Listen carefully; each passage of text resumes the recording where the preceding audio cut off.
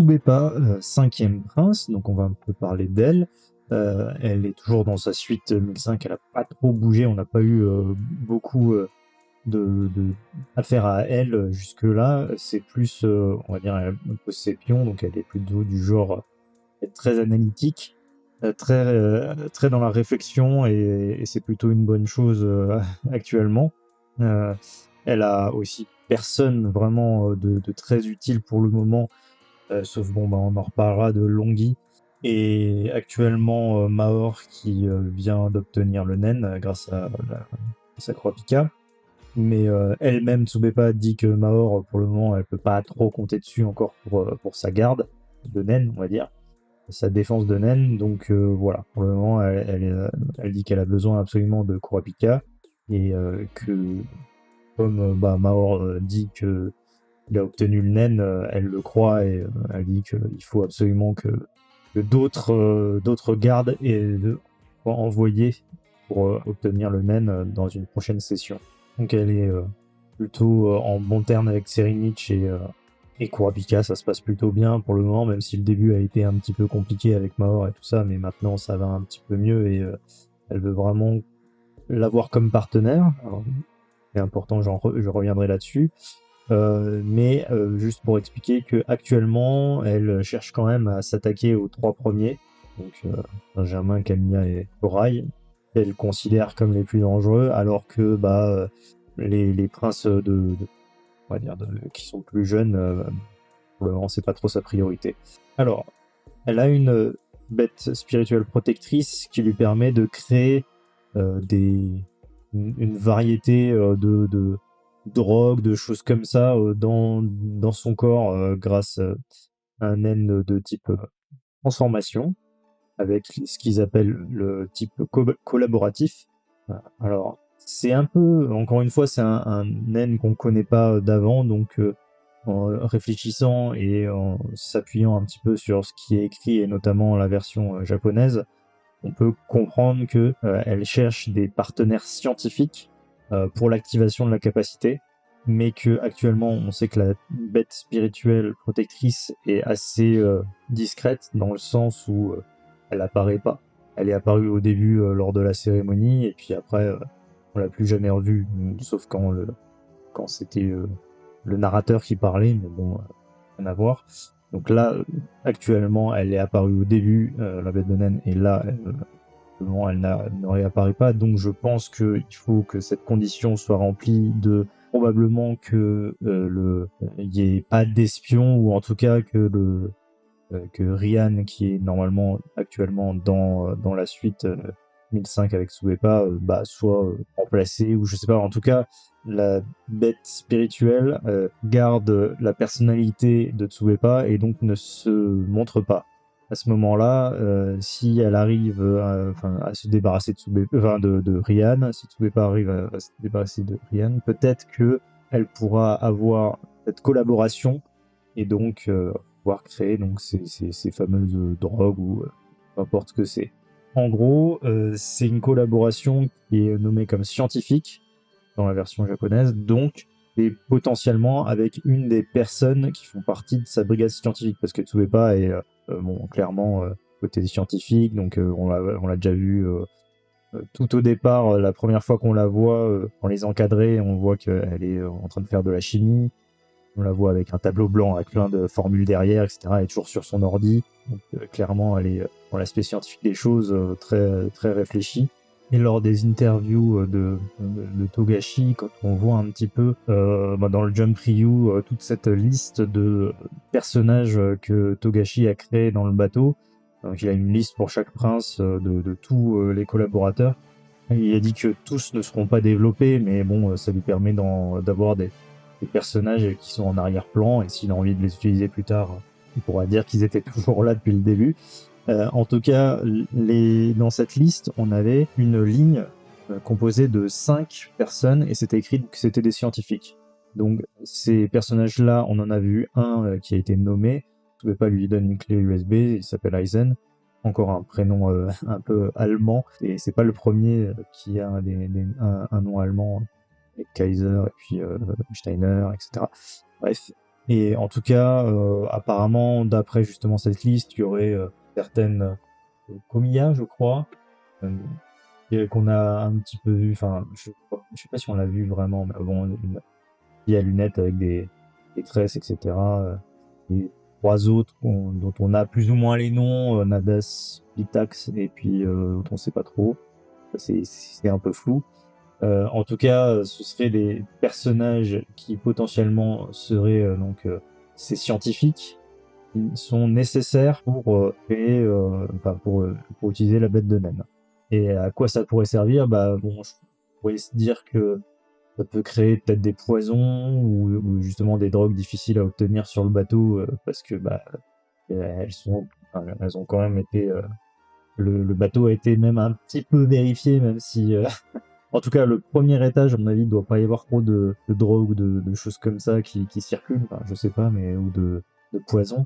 Mais c'est vrai que ça pourrait être utile pour créer un poison qu'elle pourrait mettre dans un verre ou qu'elle réussirait à mettre dans un verre lors d'un banquet ou je sais pas, un truc comme ça. Ou alors je me disais que ça pourrait être aussi un remède, éventuellement créer un remède contre des malédictions du naine, causées par le naine. Par exemple, on peut imaginer que ça pourrait l'aider à guérir Fumetsu, pour aider Senitsu à la guérir. Kurapika lui demande une compensation, peut-être que à ce moment-là, il permettrait à Senitsu de guérir Fumetsu. Je sais pas, c'est un truc comme ça.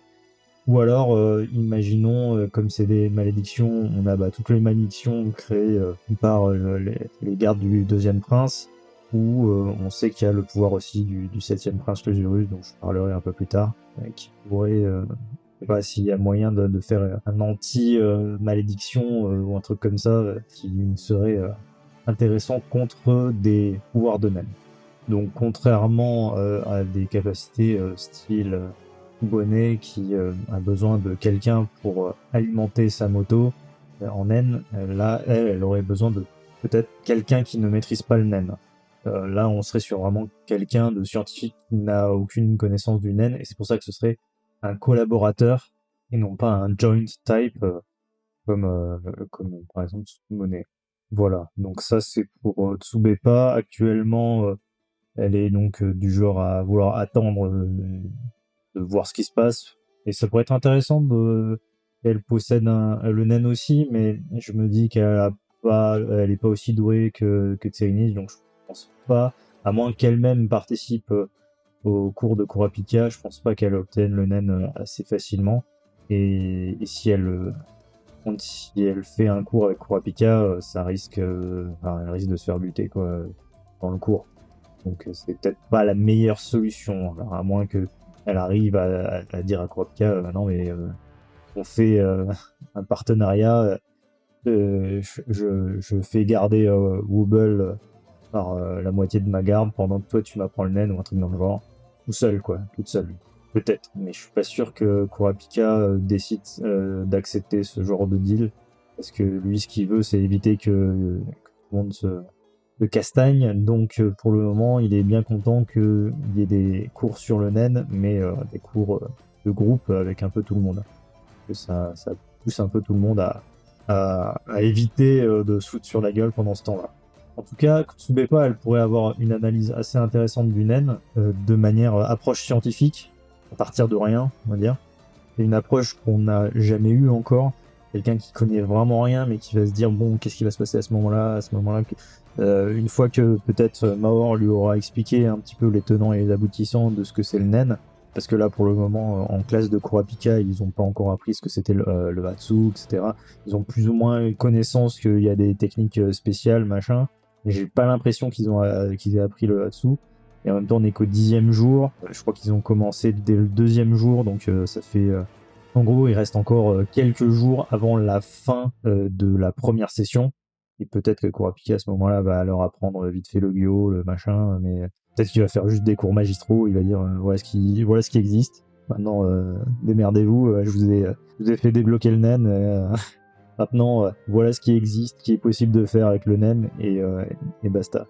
Démerdez-vous, peut-être. Hein, je le vois pas entraîner tout le monde au naine de la même manière que Biscuit. Ce serait absurde et ce serait un peu contre-productif. Alors que justement, Biscuit, elle, de son côté, elle a un peu de temps pour apprendre aux autres du 13e prince, aux gardes du 13e prince, le naine peut-être un peu plus en profondeur. Et d'ailleurs, elle disait, ça va être pas possible pour moi de vous faire apprendre le naine en moins de 2 semaines comme le prétend Kurapika. Déjà que quand Ryan réfléchissait, quand il était donc toujours, là pour le moment il est chez Tsubeppa, Ryan il réfléchissait, il voyait Maor utiliser le naine, il disait bon, ok, même s'il est novice en naine et qu'il connaît le naine que depuis quelques jours, là c'est quand même plutôt dangereux pour moi de rester avec un utilisateur qui a déjà atteint ce niveau de perfectionnement. C'est-à-dire que le pouvoir de Kurapika qui permet de débloquer le naine a bien fonctionné et que ça risque de créer des utilisateurs de naine qui peuvent tout de suite être capables de faire des pouvoirs, de créer des capacités spéciales. Et donc, en fait, je pense que c'est ça, hein, c'est qu'on va avoir de plus en plus de gens dangereux et de plus en plus de gens qui vont vouloir tester leur pouvoir. Et donc ça va partir un peu en vrille à mon avis, jusqu'à ce que les gens commencent à se calmer parce qu'il y aura eu trop de morts, peut-être, comme je disais un peu avant.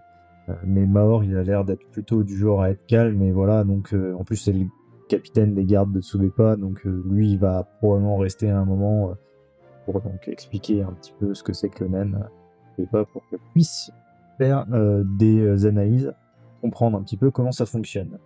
Et pour revenir vite fait à l'étymologie japonaise des histoires de partenaires scientifiques, tout ça, on voit bien que donc, dans la version japonaise, lorsque il y a une description du pouvoir de la bête de naine de Tsubeppa, il y a écrit quelque chose comme, c'est en kanji, ça doit se traduire par collaborateur scientifique, avec écrit sur le côté partner. Donc c'est écrit en japonais, mais ici c'était écrit en anglais, quoi. Avec les katakana, ils font un genre d'anglais. Voilà, donc c'est partner, collaborateur scientifique. Alors qu'au moment où elle se dit qu'elle a besoin de Kurapika. Alors non, pardon, c'est au chapitre 400, à la toute fin du chapitre 400, la dernière bulle qu'on a actuellement, quoi, en gros. Kurapika dit qu'il accepte d'être le partenaire, collaborateur du prince Tsubeppa. C'est pas écrit pareil. Il y a effectivement écrit partner sur le côté, donc il y a écrit exactement pareil, partner, quand on a la bête de naine et quand on voit Kurapika, mais par contre, il n'y a pas écrit collaborateur scientifique, il y a juste écrit collaborateur, en gros. Donc c'est un petit peu, c'est le même type d'étymologie, mais ça veut pas dire la même chose. Donc en fait, Kurapika va pas être considéré comme un partenaire scientifique. Ça, ce sera probablement que les 5 scientifiques qu'on a vus sur la liste. Là, je pense que Kurapika est vraiment juste considéré comme un associé. Alors, si je reviens un petit peu maintenant sur 2-3 choses qui sont dites dans le chapitre 388, on avait donc on peut avoir une petite idée de ce que veut préparer Tsubeppa pour la suite.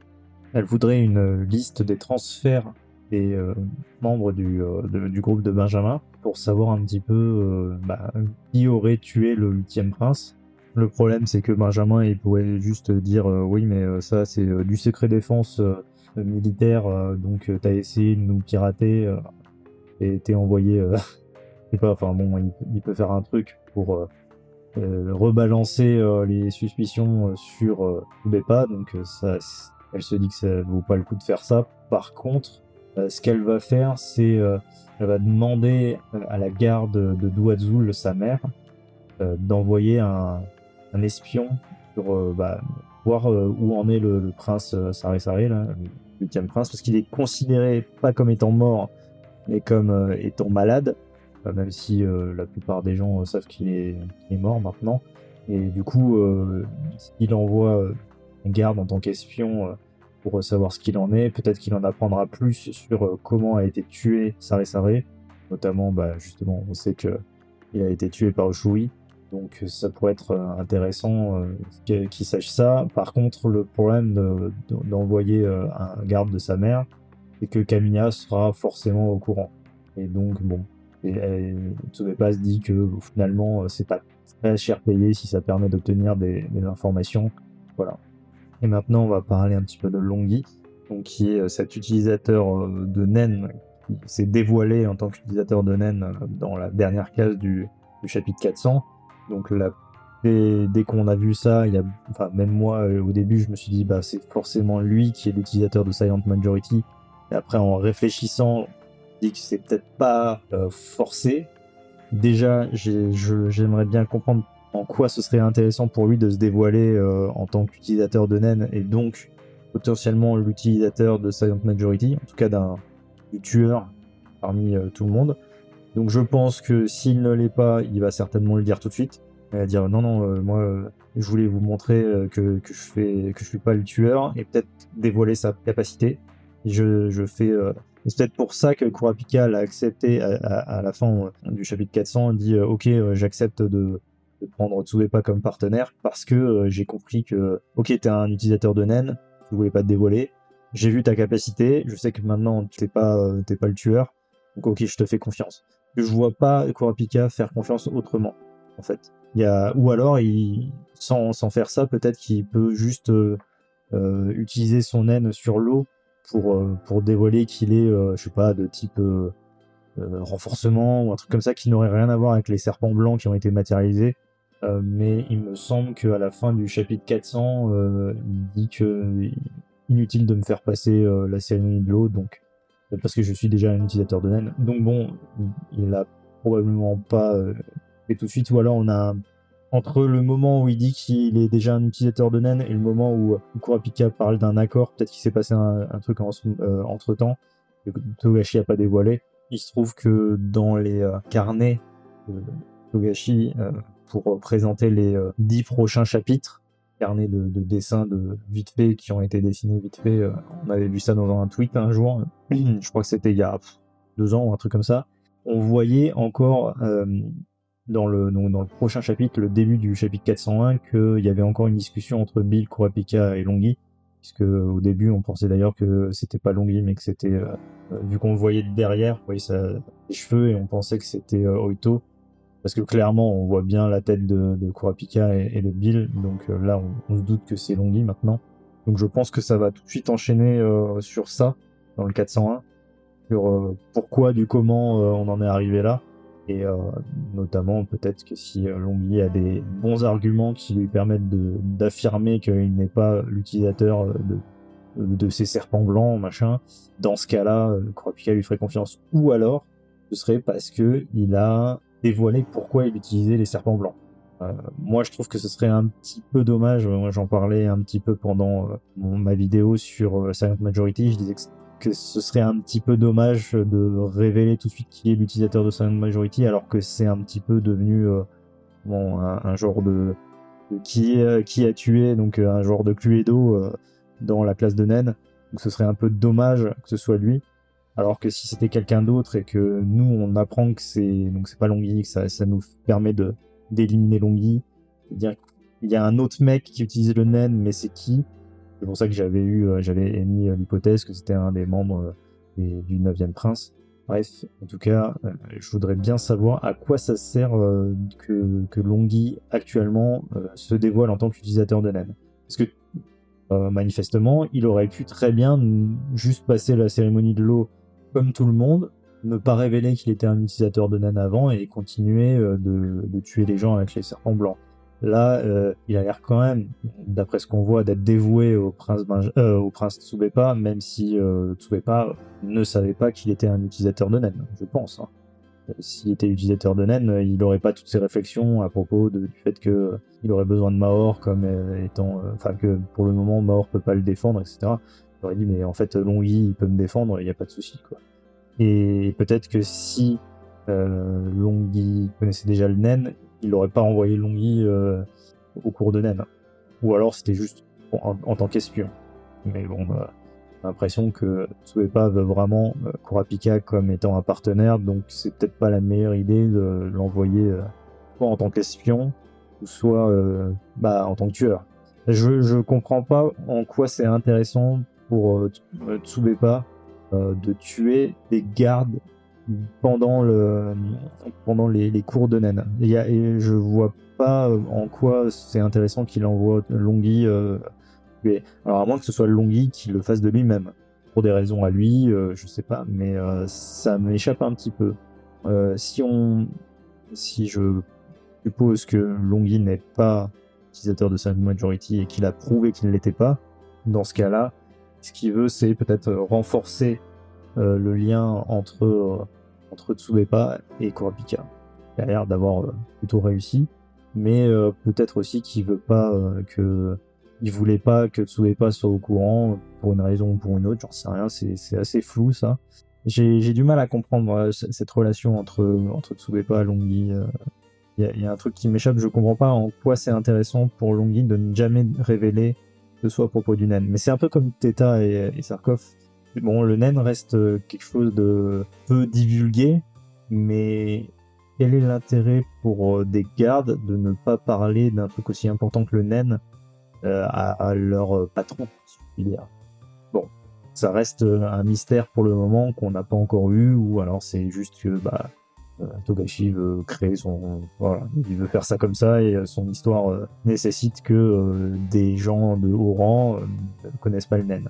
Ouais, on peut comprendre que des princes, en théorie, n'ont pas forcément besoin d'apprendre quoi que ce soit sur le naine, parce que c'est déjà des gens sont haut placés dans une hiérarchie, et que techniquement, bon, et c'est pas leur intérêt d'apprendre ça, parce que oui, maintenant qu'ils ont la guerre de succession, le naine est important, mais peut-être que dans leur vie de tous les jours, eux, ils ont pas besoin d'apprendre le naine eux-mêmes. Bon, Benjamin était un militaire, certes, donc ça peut se comprendre pourquoi il y a le naine.